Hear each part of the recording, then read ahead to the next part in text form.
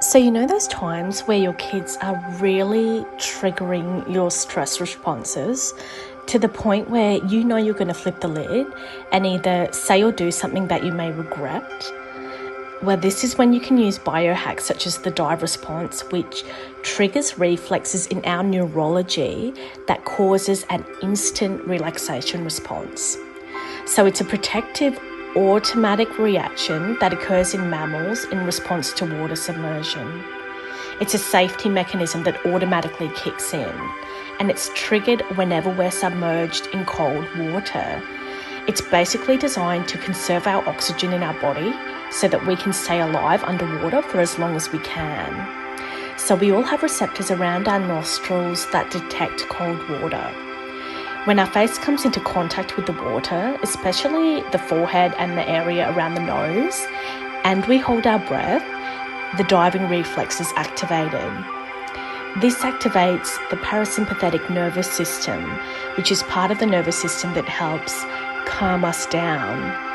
It can actually help us regulate our emotions when we're experiencing emotional intensity.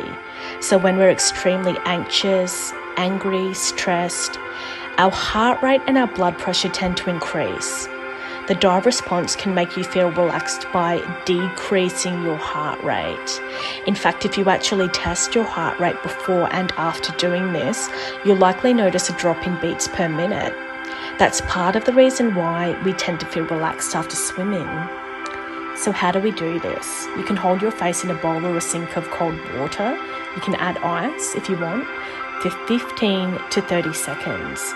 This actually tricks your body into thinking that it's being submerged in cold water. Once you've got to the point where you are dysregulated though, you might find that it's too late to do this. There's no way you're going to stop and get a bowl of cold water and put your head in it.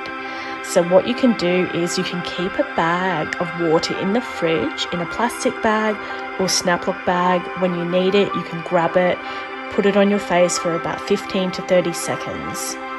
You can also use a cold compressor or an ice pack. Let me also just caveat this by saying experiencing emotions, even difficult ones, is not a bad thing. All emotions actually have a reason and a function, so we're not talking about blocking out emotions. We're talking about using this hack when you're in such a heightened emotional state and you want to bring yourself down quickly to avoid making the situation worse. So it can act as like a circuit breaker just to help bring you back down so that you can proceed more mindfully.